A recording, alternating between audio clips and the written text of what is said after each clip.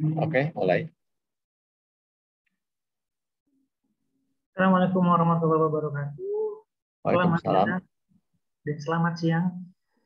Selamat datang kepada Bapak Dadang Budiaji. Terima kasih telah menyempatkan waktu. Pada kesempatan kali ini kita dapat berbincang pada podcast ini yang akan membahas tentang menemukan tempat kerja yang tepat bagi generasi milenial. Terima kasih Mas sebelumnya. Topik yang bagus, keren. Silakan dilanjutkan. Bagaimana kabarnya Pak? Alhamdulillah baik, sehat. Gimana?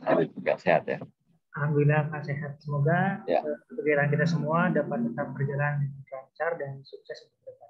Amin.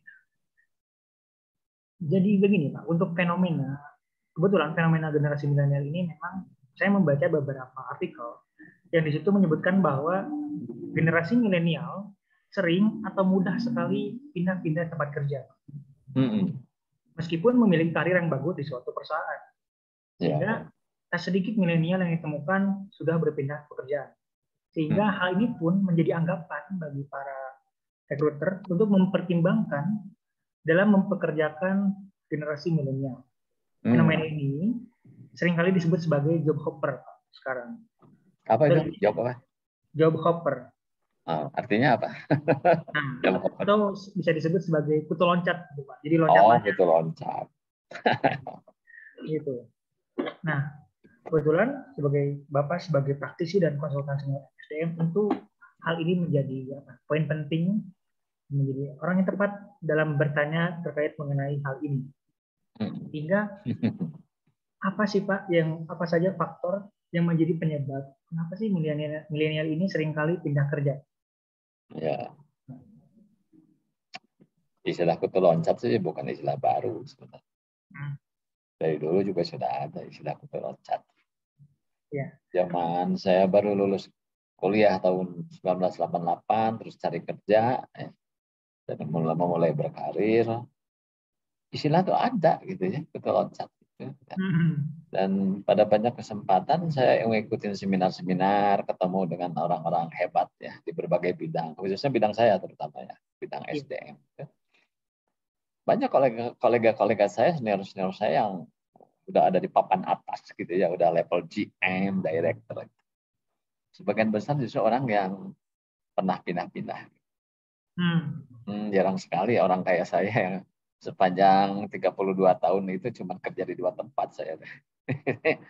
Yang pertama 7 tahun lebih 2 bulan, ya sekarang yang terakhir ini saya udah 1 Juli ini saya 25 tahun. Ya. 25 tahun ya Pak. Jadi kayaknya saya nggak bisa disebut kutu loncat gitu ya. Saya tergolong tipe karyawan yang loyal, setia gitu ya. Tapi faktanya memang jangankan milenial ya, kolonial pun gitu yang seangkatan saya, X generation. Sebenarnya banyak di antara mereka juga yang mengalami sindroma atau fenomena kutu loncat.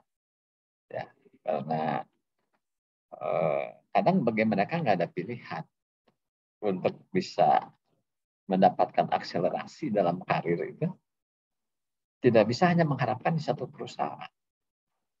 Gitu. Jadi kadang ada yang setiap 3 tahun pindah atau setiap 5 tahun pindah. Gitu. Alasannya udah mentok nggak ada perkembangan gitu ya. Jabatan nggak naik-naik, gaji naiknya juga kecil gitu, dan mereka memerlukan satu percepatan ya. Dan salah satunya adalah yang paling instan adalah pindah, cari perusahaan lain yang lebih baik gitu ya, menawarkan yang lebih baik. Ya sebenarnya itu pun saya alami waktu saya pindah dari perusahaan pertama ke yang kedua, itu kan salah satu pertimbangannya adalah prospek sebetulnya. Prospek. Jadi di tempat sebelumnya saya merasa wah kayak ini, karena saya selalu berada di perusahaan keluarga masalah. Jadi yang namanya jajaran direksi atau top management itu ya pasti dari keluarga. Jarang sekali ngambil dari luar. Ya. Di tempat sekarang sebenarnya lebih terbuka ya, karena memungkinkan orang yang bukan keluarga itu juga menduduki posisi top gitu, memungkinkan ya. Nah, jadi pertama mungkin saya perlu klarifikasi dulu. Karena tadi dikaitkan dengan milenial, jadi sebenarnya yang namanya perilaku pindah-pindah kerja itu tidak hanya pada milenial. Pada generasi sebelumnya pun yang disebut X generation, ya, bahkan yang disebut baby boomers itu sebenarnya ada. Ya. Tetapi mungkin gitu ya diduga kan milenial ini kan ekspektasinya lebih high, ya, dan mereka punya karakteristik cepat bosen, pengennya serba instan. Mungkin kemudian dorongan-dorongan untuk cepat pindah itu lebih kuat, lebih strong ya dibandingkan generasi sebelumnya. Sementara gitu mungkin kalau pendapat saya gitu tentang apa yang dimaksud fenomena kutu loncat itu yang sebenarnya bukan barang baru. Ya. Gitu ya. Baik, Pak. Berarti ini memang sudah terjadi sejak lama ya, Pak, untuk kutu loncat ini. Betul. Banyak di antara yang menjadikan kutu loncat ini adalah untuk prospek kerja, atau gaji, dan faktor eksternal lainnya. Kalau dari faktor internal, apa sih Pak yang membuat kayak akhirnya jadi stereotip gitu, milenial ini jadi loncat gitu, apa ya Pak? Value dan ambisi, value dari orang. Ada orang yang misalnya kerja itu kok kalau dia terlalu merasa dieksploitasi, dia mungkin nggak cocok, nggak serap. Ya. Jadi dia misalnya mengharapkan otonomi yang lebih, ya, untuk bisa menentukan sendiri cara kerja, gitu ya, tidak terlalu dimonitor. Gitu. Ya, ini sih kebutuhan akan otonomi, keleluasaan, aktualisasi. Gitu. Kalau di tempat sekarang misalnya merasa itu tidak diperoleh, nah mungkin dia akan mencari satu tempat kerja yang lebih bebas, lebih bisa mengakomodir mereka berkreasi. Dan Baik. itu juga sebenarnya banyak kaitan leadership juga sih. Atasan kita leadershipnya seperti apa, itu pengaruhnya cukup besar. Gitu. Ya. Jadi leadership juga berpengaruh ya Pak? Pengaruh paling gede mana. Mindset Ada juga. satu penelitian yang dilakukan Dale Carnegie, satu lembaga pelatihan terkemuka. Basisnya Amerika gitu. Tapi ini umurnya lembaga pelatihan ini udah 100 tahun lebih. Gitu. Dale Carnegie. Mungkin Anda pernah baca buku-buku Dale Carnegie. Dan itu training centernya banyak di berbagai negara. Bandung, di Jakarta juga ada. Surabaya. Jadi pernah melakukan survei gitu ya, lembaga ini. Tahun 2014 kalau saya nggak salah. Dan mensurvei beberapa kota di Indonesia. Di antaranya Medan, Jakarta, Bandung, Surabaya, Balikpapan. Untuk meneliti apa yang disebut engagement, employee engagement. Jadi tingkat komitmen ya, dan sense of belonging, kepuasan dan komitmen karyawan untuk memberikan kontribusi yang terbaik buat perusahaannya. Itu pernah diteliti. Gitu, ya. Jadi menurut survei tadi ditemukan dari sekian banyak faktor apa sih yang membuat engagement karyawan kita itu tinggi atau rendah. Ternyata ditemukan 3 yang utama. Ya. Yang pertama itu adalah kepuasan yang bersangkutan terhadap atasannya. Jadi ini yang disebut atasan langsungnya orang seperti apa. Bagaimana dia memimpin, bagaimana dia berkomunikasi, bagaimana dia mentreatment bawahan. Ya, itu justru number one, faktor yang pertama yang mempengaruhi apakah engagement levelnya itu akan tinggi atau rendah. Ya. Yang kedua adalah value yang sama. Value yang sama. Jadi kalau kita sebagai karyawan tuh punya nilai-nilai dan prinsipnya itu ternyata sinkron dengan organisasinya, dengan atasannya, dengan lingkungannya, maka itu akan membuat orang lebih engage. Mungkin nggak tertarik untuk pindah-pindah gitu karena udah ngerasa this is my home gitu ya. Saya udah merasa di rumah sendiri, ngapain saya cari rumah lain yang belum tentu juga nanti saya akan betah begitu. Ya kan? Itu yang kedua. Yang ketiga adalah faktor yang disebut komunikasi yang terbuka. Nah, jadi 3 ternyata gitu ya faktor kunci untuk bisa mewujudkan atau mempengaruhi terbentuknya engagement level di antara karyawan. Pertama adalah atasan langsung, orang seperti apa. Bagaimana dia memimpin, bagaimana dia memanage departemennya, memimpin kelompoknya atau tim.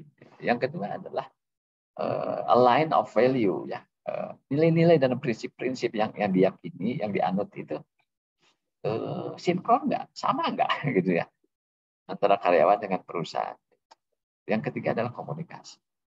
Adakah keterbukaan antara perusahaan dengan karyawan? Apakah karyawan memiliki saluran komunikasi yang cukup untuk menyampaikan aspirasi-aspirasi gitu. Nah, kan sering juga banyak terjadi orang merasa berada di tempat yang salah pada saat saluran komunikasinya mampet gitu. Ya kan? Itu salah satu. Jadi itu 3 faktor gitu yang menentukan. Sama gini, kalau engagement levelnya tinggi, itu pasti nggak akan jadi kutu loncat. Betul nggak? Betul.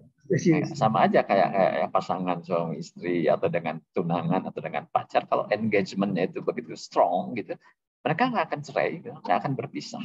Mereka akan terus sampai mati. Betul kan? Ya kalau perusahaan berarti juga sampai mati atau sampai pensiun gitu, dari 2 kemungkinan. Nggak akan kemana-mana gitu ya. Nah, ternyata ini hasil riset berikutnya ya. Maksudnya kesimpulan lain. Ternyata gitu di antara semua kota yang diteliti tadi, gitu, ada Medan, Jakarta, Bandung, Surabaya, Balikpapan. Ini yang membuat saya terkejut. Bandung, karyawannya itu engagement levelnya paling rendah. Paling rendah. Ya, ini harus diteliti lebih jauh. Faktornya apa sih? Gitu ya.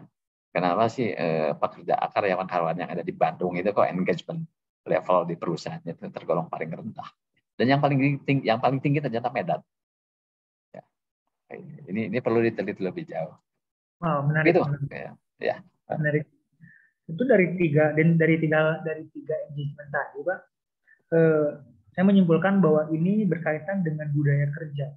Karena memang akhirnya budaya kerja ini menjadi hal yang sangat krusial akhirnya, bahwa generasi milenial juga mereka sangat mencari kenyamanan atau situasi kerja yang memang mendukung mereka untuk terus berkembang. Sehingga secara awam saya sering mendengar bahwa ada beberapa karyawan yang mereka tuh nanya-nanya dulu gitu, nanya-nanya dulu kalau mau ke perusahaan A, nanya-nanya dulunya tuh bagaimana gitu tanggapan kamu kalau saya kerja di situ. Katanya kan kalau kerja di situ bla bla gitu kan, katanya kerja di situ gini gitu Pak. Bagaimana sih Pak untuk memperbaiki mindset itu untuk generasi milenial, bahwa sebenarnya kalau kita mencari perusahaan yang sempurna itu gak akan ketemu gitu Pak, kalau menurut saya. Bagaimana? Idealnya ya, ideal. Sejak SMP atau sejak SMA itu harus ada satu program khusus buat anak-anak sekolah itu atau mahasiswa yang disebut karir coaching. Karir coaching. Gitu ya. Jadi semacam bimbingan karir. Ya. Jadi guru BP itu bukan cuma manggil anak-anak nakal yang suka bolos gitu ya, yang nilai-nilai pelajarannya jelek, yang suka berantem. Itu kan BP yang sifatnya konvensional gitu, bimbingan dan penyuluhan yang penuh konvensional. Gitu. Harusnya BP itu sekarang diperluas. Jadi mirip-mirip juga ya semacam apa ya, career center. Ya. Kalau di universitas kan suka ada career center. Dan di sana juga banyak kan counselor atau coach yang memang cukup mumpuni gitu untuk memberikan bimbingan karir. Intinya bimbingan karir harus diberikan sejak awal. Kalau hemat saya misalnya, kalau menjelang penjurusan itu harus sudah ada bimbingan karir. Gitu. Bukan hanya sekedar untuk menentukan kamu cocoknya jurusan apa ya, atau universitas mana, gitu. Tapi juga memperkenalkan dunia kerja sejak awal. Dunia kerja itu kayak gimana? Dan semua kan itu bisa didesain sebenarnya di dalam program-program pendidikan. Ya. baik intrakurikuler maupun ekstrakurikuler sebenarnya. Termasuk kan begini, kita itu sekarang itu menghadapi satu ini bisa menjadi anugerah, bisa juga menjadi musibah. Pernah dengar istilah bonus demografi? Bonus demografi, pernah dengar nggak? Belum pernah. Nah, bonus demografi itu begini. Akan terjadi lonjakan jumlah angkatan kerja. Angkatan kerja itu usia 50 sampai 64. Itu angkatan kerja versi Badan Pusat Statistik, ya, atau versi ilmu kependudukan, ya, demografi. Usia 15 sampai 64 itu disebut angkatan kerja, artinya orang-orang seumur itu tuh bisa kerja, usia produktif. Ya. Nah, tahun 2030 ya, yang saya tahu ya dari pemberitaan, Indonesia akan memperoleh bonus demografi. Jadi angkatan kerjanya itu akan meledak jumlahnya, beng, kayak tsunami. Ya, the problem is itu bisa jadi anugerah kalau mereka kita sediakan lapangan kerja. Ya, tapi masalahnya lapangan kerja kita cukup nggak? Belum. Dari saat ini belum. Nah, kalau orang susah kerja akan lari kemana? Untuk bisa hidup ke jalan. Ya. Mungkin ngamen, ya. Ya. Mungkin jadi copet, mungkin jadi preman, mungkin bikin apalah gitu, LSM kayak ormas kayak nutup para ruguh, ya. Ya. Gitu kan. Jadi ya termasuk juga kita harus jujur ya, ada beberapa disiplin ilmu yang oversupply. Ya, universitas mencetak terus lulusan disiplin ilmu tertentu, tetapi lapangan kerjanya justru sedang menciut. Kan itu paradoks gitu, paradoks. Jadi bonus demografi ini harus diantisipasi dan disiapkan dari sekarang itu bagaimana jangan menjadi musibah buat Indonesia, harus menjadi anugerah. Caranya adalah ya karena saya juga duduk di forum komunikasi lembaga pelatihan dan industri, ya. Kita banyak diskusi dengan dinas, dengan pelaku-pelaku bidang pelatihan, ya, dengan user, HRD dan sebagainya. Problem utama kita itu adalah link and match antara pendidikan dan dunia usaha, dunia industri. Yang dari dulu ini masalah klasik. Sekolahan bikinnya kayak gimana, gitu. Industri butuhnya gimana, nggak nyambung gitu ya. Makanya disebut link and match-nya itu masih belum terbentuk. Ya. Jadi kembali ke pertanyaan tadi, itu kita bisa pakai pendekatan makro maupun mikro. Ya. Kalau pendekatan makro berarti akan melibatkan banyak institusi, kan. Pemerintah, Disnaker, siapalah, semua itu institusi yang akan bersentuhan dengan bagaimana kita menyediakan lapangan kerja yang tepat sesuai kebutuhan dunia industri dan dunia usaha. Kalau secara mikro, ya saya kira mungkin di sekolah-sekolah harus punya program-program bimbingan karir supaya para lulusan itu lebih siap secara benar dan secara tepat masuk dunia kerja itu, ya. Termasuk juga untuk mencoba membentuk karakter dari anak muda milenial atau Gen Z, gen alpha gitu yang sekarang mungkin lagi di SMA atau lagi kuliah atau seumuran Arif kali. Ya, sekitar seumuran. Yang ini kalau ngomong gampangnya gini, mereka itu kekurangan informasi itu aja. Iya. Mereka kekurangan informasi tentang dunia kerja yang sesungguhnya. Dan itu tanggung jawab, saya kira semua pihak. Para pendidik di sekolah, kemudian mungkin juga lembaga-lembaga pemerintah yang berkewenangan misalnya, apakah Disnaker, Depnaker, ya. Kemudian juga ini penting juga, keluarga, orang tua, ya. Idealnya orang tua itu bisa menjadi karir coach, ya. Ideal buat anak-anak. Ya. Karena pasti orang tuanya kan ya, dia bekerja lebih dulu atau menjadi wirausaha lebih dulu. Dia bisa memberi gambaran yang tepat yang sesungguhnya seperti apa. Mentalitas dan sikap seperti apa yang dibutuhkan yang sebaiknya kita tunjukkan di tempat kerja. persepsinya juga harus diubah, paradigmanya mungkin harus digeser supaya lebih tepat gitu. Ya. Jadi menurut saya begitu. Ya, tapi bisa juga sekarang ya dengan aturan main baru tentang belajar mengajar di universitas yang disebut apa? Kampus Merdeka Belajar itu. Iya. Iya. Kemudian ada lintas fungsi ya. Iya. Mahasiswa bisa kuliah di program lain yang memang dipandang perlu, kemudian magangnya lebih banyak.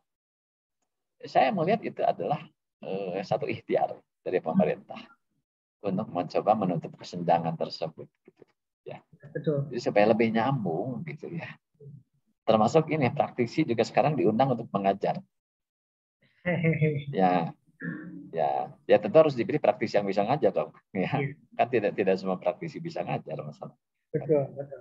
Ya, jadi tapi itu menurut saya bagus ya, karena jadi gini, kalau yang harus ngajarinnya hanya guru dan dosen yang tidak menguasai betul dunia kerja yang sesungguhnya, tentu bakal ada miss di situ. Ya. Maka yang bagus sekali kalau praktisi diundang untuk mengajar dong sekali-kali, gitu. Ya sesuai dengan bidang dia, bidang industri apa, bidang keahlian apa, gitu. Sehingga anak-anak muda yang tahun depan baru mau masuk dunia kerja itu lebih memperoleh informasi yang lebih lengkap dan dia bisa lebih bijak dalam bersikap. Gitu. Ya, tidak semau gue gitu ya, tidak ngerasa dirinya paling benar gitu ya. Yang merasa paling benar karena dia nggak punya pembanding masalahnya. Nggak punya pembanding, nggak pernah dikasih tahu dunia yang sebenarnya itu seperti apa. Ya. Gitu kalau menurut saya. Ya. Baik. Baik.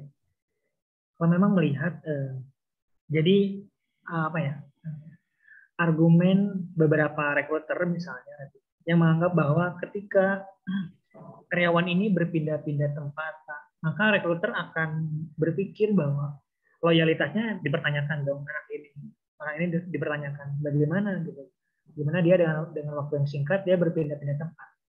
Namun ternyata di sisi lain bahwa ini adalah sebuah tantangan bagi milenial, Pak, tentunya bahwa milenial ini kan memang mereka tantangan untuk di industri ini semakin ketat gitu, Pak.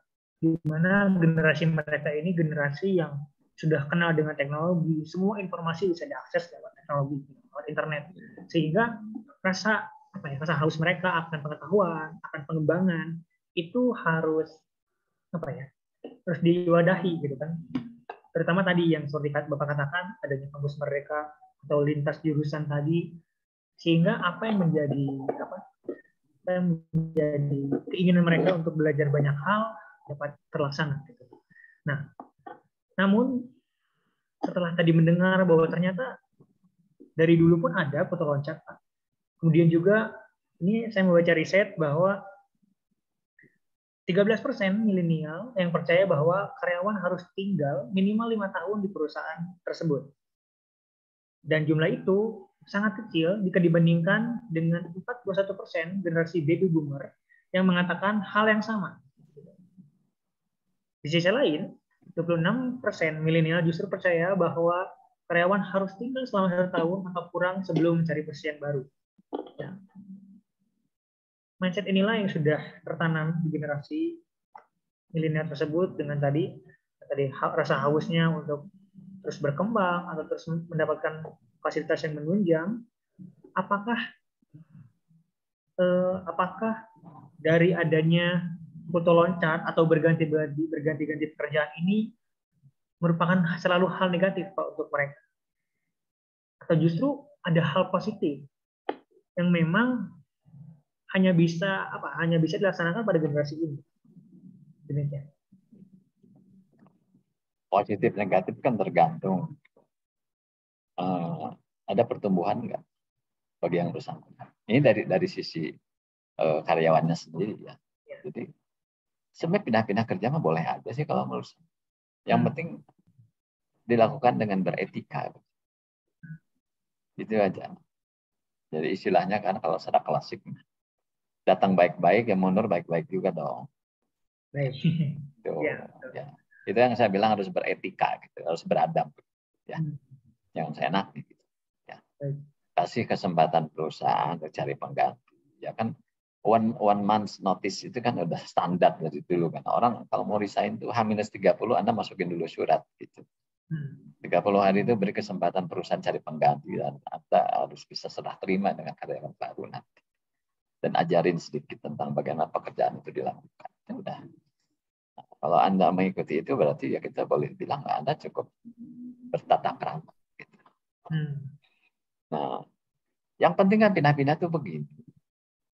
Yang bagus itu adalah bahwa dia itu mengalami pertumbuhan. Dari sisi kompetensinya bertambah, kemudian jabatan dan karirnya juga meningkat, kesejahteraan dan gajinya juga membaik. Itu baru kutu loncat yang baik, kutu loncat yang sukses. Kan kutu loncat yang gagal juga banyak. Tanya nggak pindah-pindah, tapi kok lu tuh gitu-gitu aja sih, tetap aja bodoh gitu. Ya nggak? Ya tetap aja misalnya bokeh gitu ya. Ya enggak? Yang hebat itu kan kutu loncat tuh Anda tuh makin hari makin pintar, makin hari makin tajir gitu. Itu baru kutu loncat yang sukses. Tapi kan ada juga kutu loncat yang enggak sukses. Dan bicara kutu loncat itu juga ada yang switch ya. Switch itu dari employee menjadi employer. Ya, dia berhenti bukan karena pindah kerja ke tempat lain dengan pekerjaan yang sama gitu, tetapi dia ingin usaha sendiri, berwira swasta gitu. Ada yang sukses, ada juga yang gagal gitu. Ya. Dan saya duga sih lebih banyak yang gagal gitu ya. Dan akhirnya tahun kedua, tahun ketiga ngelamar lagi. Kadang-kadang ngelamar lagi ke tempat yang dulu dia tinggalkan gitu. Kadang-kadang agak konyol juga kayak gitu ya. Dan kadang-kadang oleh perusahaannya diterima lagi gitu. Kadang-kadang diterima lagi karena mungkin track record-nya baik gitu dan ya kepribadiannya udah dikenal, udah tahu, dan kebetulan lagi butuh, ya udah lu nggak apa-apa deh gabung lagi ya, it's okay lah gitu. Sekalipun juga ada beberapa perusahaan yang mengharamkan mantan balik lagi gitu, ada juga yang mengatur seperti itu. Gitu. Jadi kalau menurut saya sepanjang tidak merugikan perusahaan dan Anda bertumbuh dengan pindah-pindah kerja itu nggak ada masalah. Hanya gini yang sering itu kan salah satu karakter milenial itu selalu pengen instan, kurang sabaran. Gini loh, membentuk kompetensi itu kan orang mesti terjun di satu bidang itu nggak bisa sebentar. Ya, Anda masuk ke bidang rekrutmen 6 bulan, 1 tahun, bisa apa? Ya. Apalagi tidak menangani satu proyek-proyek khusus gitu, di mana Anda akan terlibat secara masif gitu, di dalam kegiatan-kegiatan, hanya rutin work. Ya. Jadi kalau kerjaannya tidak bernuansa proyek-proyek khusus yang masif, yang membuat orang itu memang harus benar-benar kerja keras dan belajar keras. Ya, itu kan, ya memang sih 3 tahun di seseorang dengan 3 tahun yang lain di perusahaan berbeda juga outcome-nya bisa beda gitu. Ya. Mungkin ada orang yang pengalaman cuma 3 tahun, tapi dia terlibat dalam proyek-proyek kelas berat gitu, gitu ya, yang memang benar-benar semua potensinya itu diminta untuk diwujudkan, gitu. Dan dia belajar banyak, sangat masif. Maka dia mungkin sama dengan orang yang pengalaman kerja hanya kerjaan rutin selama 10 tahun. Gitu.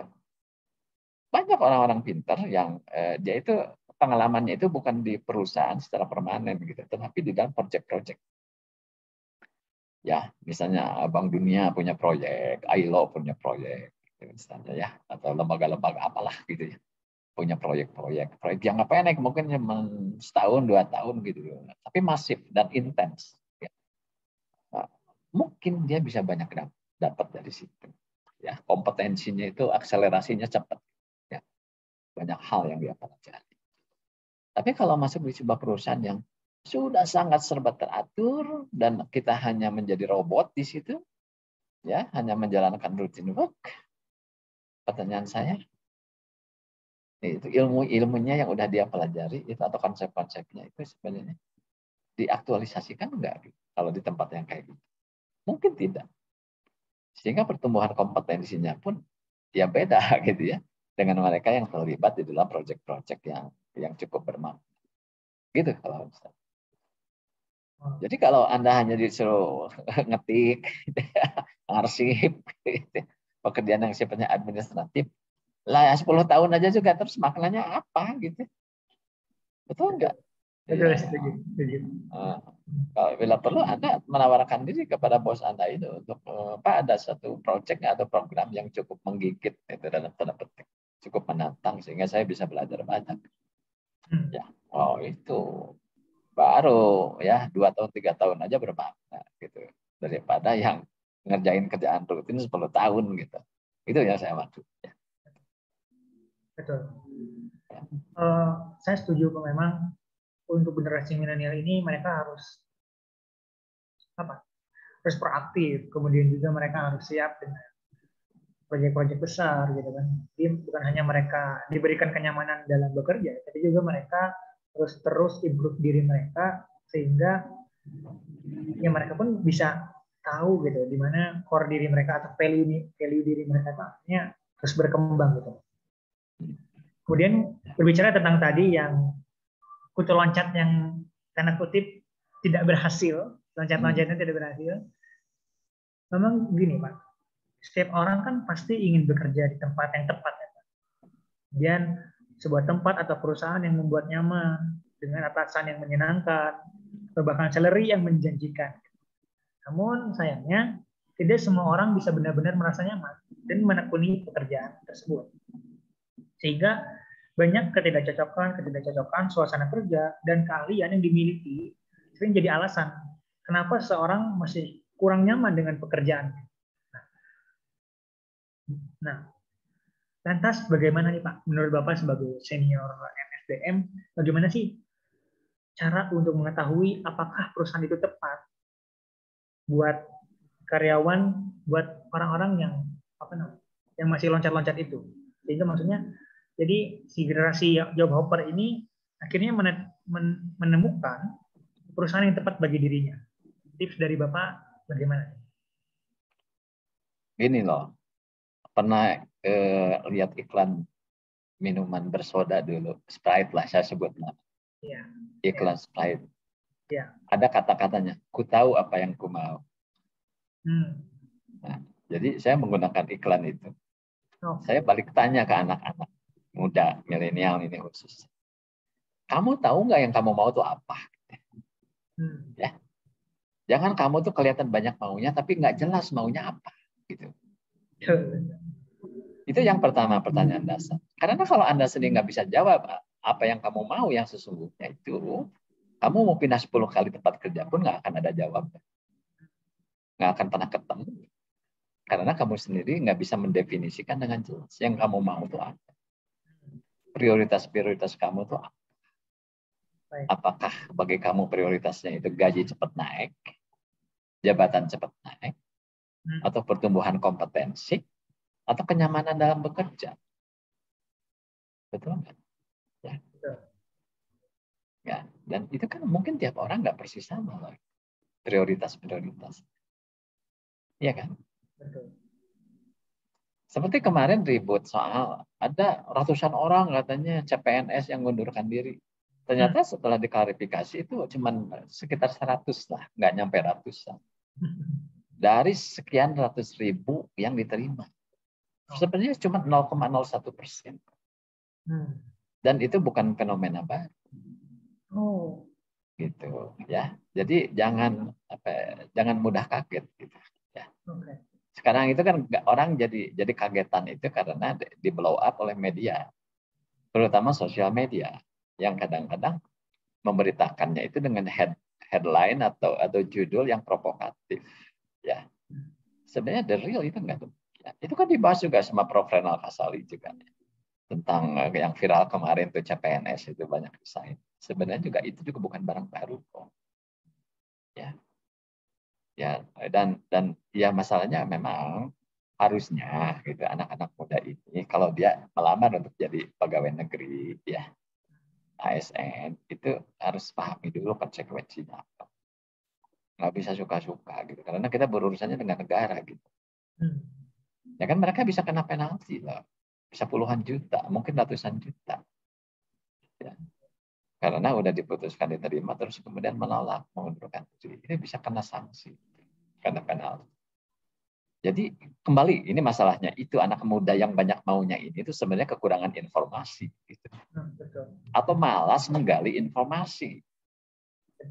Padahal sebenarnya kan semua sudah ada di internet. Betul? Anda mau masuk lewat Google atau mau masuk lewat websitenya Kementerian PAN dan Birokrasi Reformasi, itu semua departemen punya kok website. Semua kementerian, Anda butuh info apa? Tinggal masuk ke situ cari tahu aturan main. Dan mestinya kan sebenarnya juga Anda sebelum ikut juga kan diberitahu tentang prosedurnya, syarat dan ketentuan sebagainya. Gitu kalau menurut saya. Baik. Ya sekalipun di sisi lain kita tahu itu proses penerimaan CPNS itu bisa setahun tuh prosesnya. Betul. Betul. Kalau orang kebelet memang butuh kerja kan ya mau gimana tuh, susah ngomong ya. Dia udah terlanjur kerja misalnya di tempat lain, di swasta misalnya. Baru 2 bulan kemudian keluar pengumuman dia diterima. Belum lagi masalah penempatan. Dan ternyata dia misalnya orang Bandung ditempatkan di mana? Di Papua gitu misalnya. Kan itu problem juga gitu. Betul. Ya kayak gitu. Tapi itu kan semua karena mereka kekurangan informasi gitu. Betul. Ya, tidak seperti yang mereka pikir gitu jadi ASN. Ya kan? Betul. Memang banyak seperti itu ya, Pak. Jadi kita hanya melihat salary, kita hanya melihat jabatan, atau kita hanya melihat brand dari perusahaan, tapi kita nggak mengukur resiko-resiko apa yang akan kita hadapi. Betul. Makanya saya menyarankan pencari kerja itu sebelum dia apply ke suatu perusahaan, cari tahu dulu ini perusahaan apa. Jelas nggak visi dan misinya, value-nya seperti apa, reputasinya di masyarakat seperti apa. Ya, kesan dari orang-orang yang pernah kerja di sana itu seperti apa.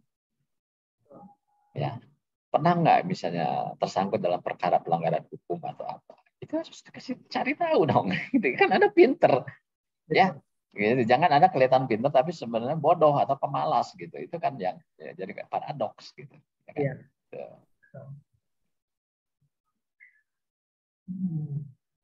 Baik Pak, mungkin dari pertanyaan-pertanyaan yang sudah saya terima dari berbagai artikel juga, alhamdulillah sudah banyak insight-nya nih Pak untuk pertemuan kita kali ini.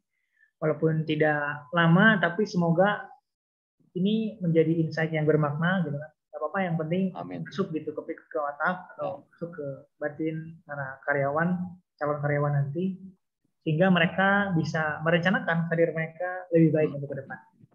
Sedikit yang dapat saya simpulkan, Pak. Jadi memang job hopper ini sudah bukan hal yang tabu. Gitu. Dari dulu job hopper juga sudah banyak terjadi. Ini permasalahan dengan pola berpikir, kemudian juga bagaimana resiko yang akan kita hadapi di pekerjaan tersebut. Banyak kok yang akhirnya menjadi job hopper, tapi dia tahu bahwa dia itu harus terus mengembangkan value dalam dirinya. Sehingga ketika dia berpindah pada satu perusahaan, dia akan terus menambah value itu. Namun, jarang bahwa banyak juga orang-orang yang tidak mempersiapkan hal itu. Yang mereka cuma lihat kenyamanannya saja. Gitu. Mereka tidak melihat resiko-resiko yang mereka hadapi. Mereka kekurangan informasi, mereka kekurangan pemahaman, sehingga banyak jalan buntu yang akan mereka hadapi. Memang tidak ada perusahaan yang sempurna tanpa kekurangan, namun dengan menentukan perusahaan yang mendekati kriteriamu, pasti kamu dapat bertahan lama dan menunjang tujuan karirmu di sana. Sekali lagi saya ucapkan terima kasih kepada Bapak Dadang Budiaji yang telah berkenan memberikan insight-nya pada pertemuan kali ini. Demikian dari podcast kali ini. Assalamualaikum warahmatullahi wabarakatuh. Waalaikumsalam warahmatullahi wabarakatuh. Terima kasih Arif, sukses selalu ya. Mudah-mudahan bermanfaat buat semua. Terima kasih. Amin. Terima kasih.